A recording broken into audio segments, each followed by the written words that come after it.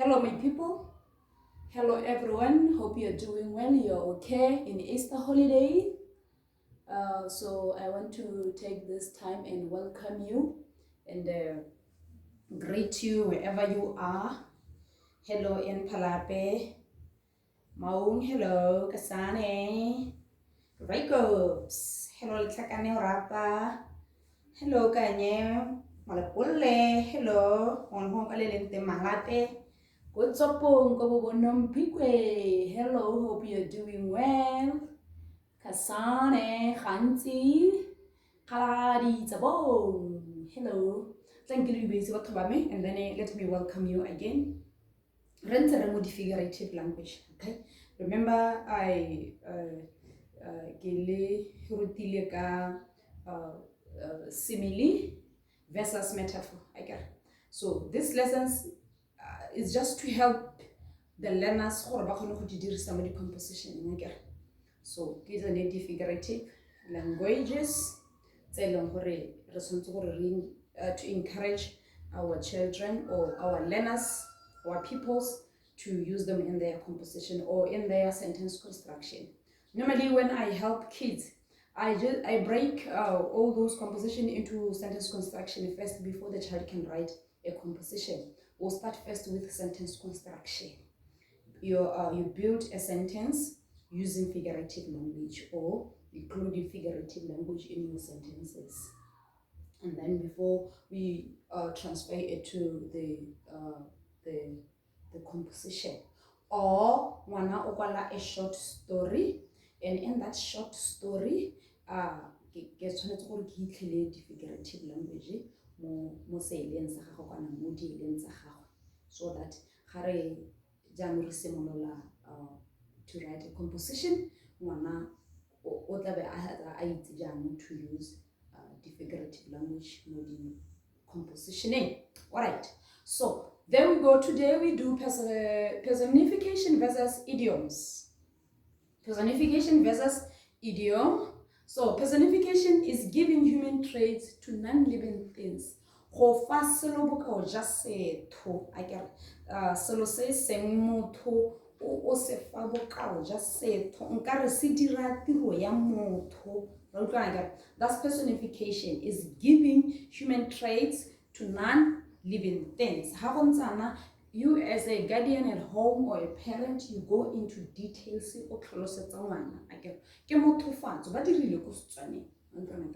and then while idiom is a manner of speaking, a way of expressing oneself. And then we go to examples of personifications. 1. The car danced across the... Can you see the pointer? I'm very sorry. Can you see the pointer? So we are at example number 1 for personification. The car danced across the icy road. The car danced. A car is not a person. A car is not a person. But here we are saying the car danced. Refa tiro ya setho re dirang kare koloi ne dira. The car danced across the icy road. Number 2, the angry cloud marched across the sky. The angry cloud. The cloud is not a person. A cloud can't be angry. But here, you feel just say like the cloud was angry. Maybe it was about to rain. So the big clouds were marching across the sky. It was about to rain, and the clouds were moving from the other place going to the next place. Like the cloud was marching. Okay, and then we go to number 3. The rain is dancing on the roof. The rain is dancing on the roof. Can the rain dance? No. This is personification. It's like, it means like the rain was falling heavily. Maybe the rain is dancing on the roof. Or one modumo o wa disankele pula, then it's like the rain is dancing pula yana. You get that? Go. Let's go to I see the news travel quickly. I see the news travels quickly. I get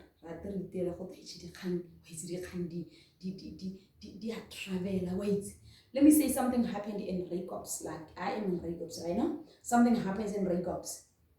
And then in a twinkle of an eye, 2 minutes, 5 minutes, we hear people from Gaborone saying what was happening in Reikops.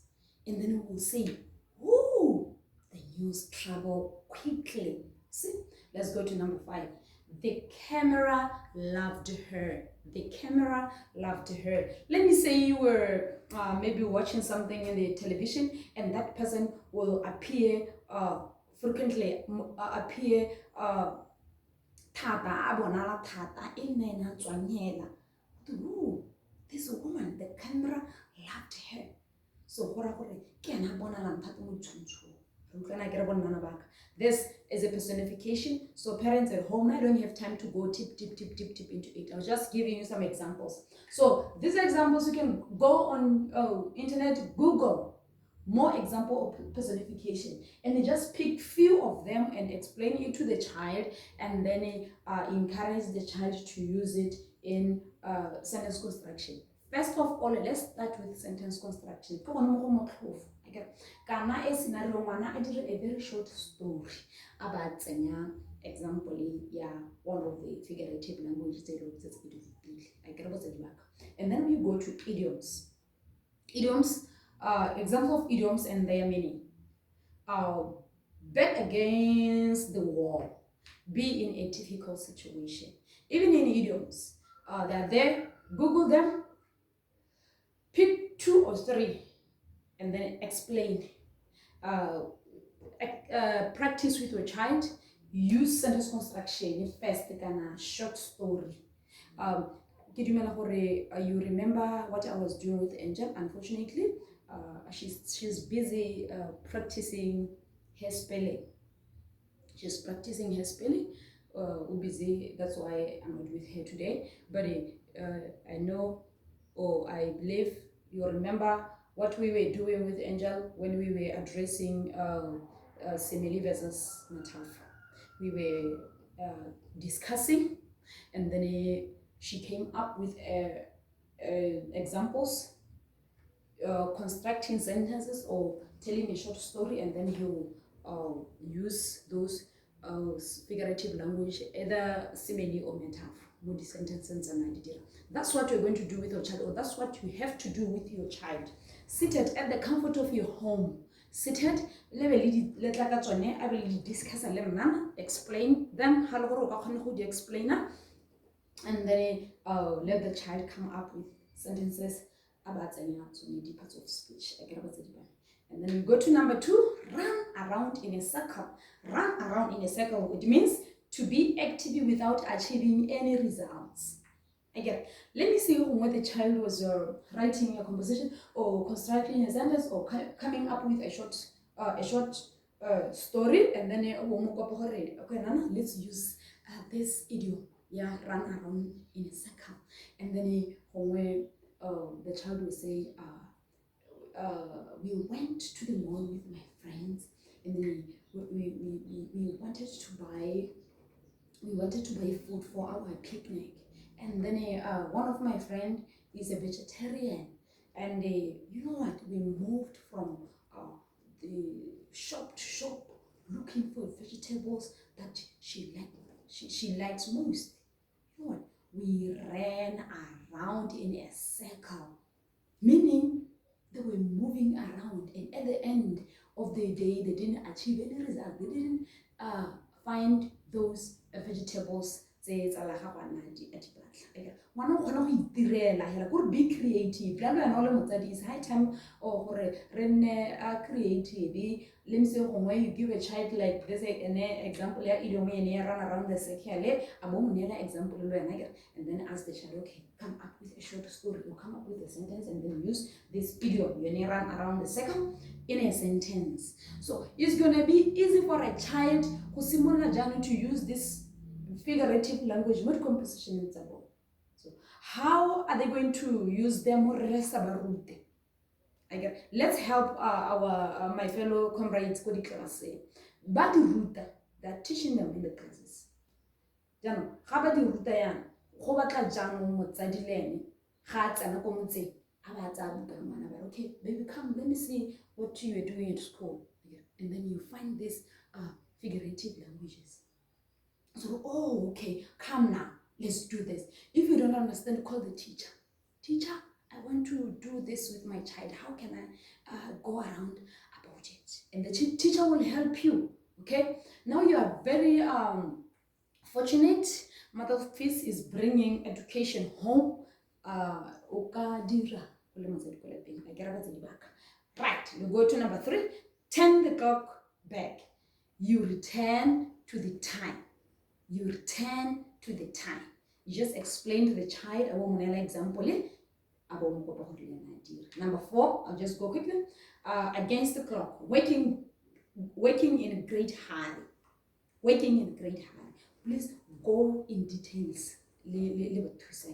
Number 5, left out in cold, you are ignored. Left out in cold, you are ignored. Come up with an example or a short story about okay, Nana, think about a short story and then use this idiom. Okay. Number 6, spoil someone's plan, to ruin someone's plan. And then number 7, up in arms, angry about something. Okay, so this in short, there are so many idioms, so I just picked out few, and then even personification, I just picked out few. I'll just give you example for someone, and then composition. The reason why I came up with these figurative languages how to figurative language is because most of my parents baba bana composition bana ba kwala composition tse di loleya, you know, decomposition tsa bone, you know what, it's about the child going to school, eating dijoko skolong and having fun with their friends, and then they come back home. That's a composition. It's just like that.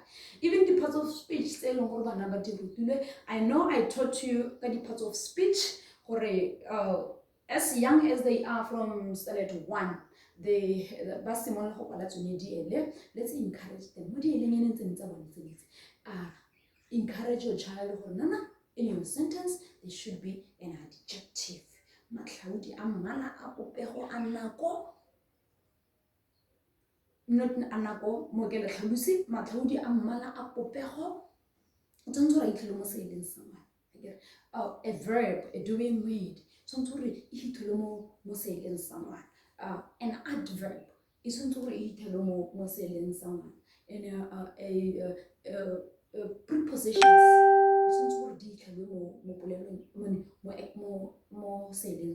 Or when you groom them like that, from standard 1. So that have 5 4 figurative languages, personification, the idioms, the simile and metaphor. Okay, now my sentence has to be rich with parts of speech. And then now, I'm in standard 4 now. My sentence is gonna be more richer with what? Figurative languages. And then, how go composition? One of our composition is here, no name. Emonate, and I get it. So, hope need to be somewhere.